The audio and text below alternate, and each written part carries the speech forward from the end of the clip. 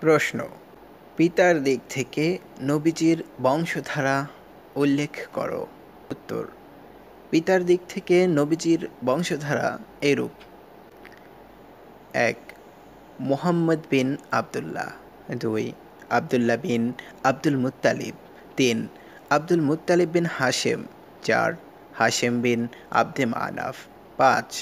আব্দে Manaf bin Qusai. ৬. Qusai bin Kilab. ৭. Kilab bin Murrah. ৮. Murrah bin cub.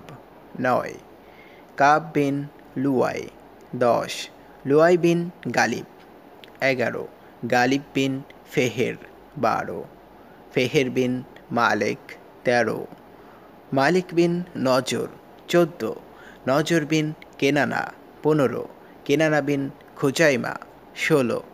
Khuzaima bin মুদ্রিকা। ১৭.